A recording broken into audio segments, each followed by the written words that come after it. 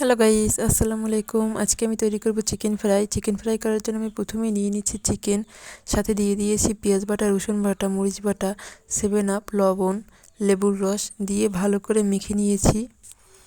মেখে আমি এটাকে আধা ঘন্টার জন্য রেস্টে রাখবো।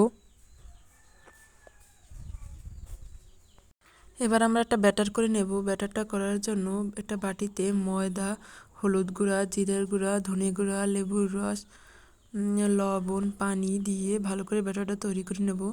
লবণ দেওয়াটা আমার একটু স্কিপ হয়ে গেছে। এরপর আমি এর ভেতর চিকেনগুলো দিয়ে ভালো করে হোল্ড করে ময়দার ভিতর এটাকে আবার ভালো করে হোল্ড করে নেব।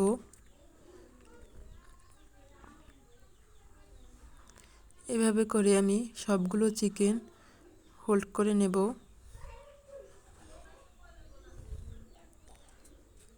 এরপর আমি একটি ফ্রাই প্যানে দিয়ে দিয়েছি তেল।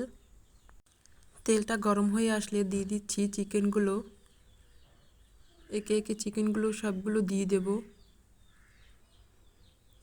এই সময় গ্যাসের পাওয়ার লো ফ্লেমে রাখতে হবে। আস্তে আস্তে আমার চিকেনগুলো ভাজা হয়ে যাচ্ছে। এবার চিকেনগুলোকে ভালো করে ফ্রাই করে নেব, বাদামি কালার করে। ঠিক যখন এরকম কালার চলে আসবে তখন আমি চিকেনগুলো উঠিয়ে নেব। আমার চিকেন ফ্রাই রেডি। আপনারাও বাড়িতে ট্রাই করবেন। আর যদি ভিডিওটা ভালো লেগে থাকে তাহলে লাইক, শেয়ার, সাবস্ক্রাইব করে দেবেন। আসসালামু আলাইকুম, সবাই ভালো থাকবেন।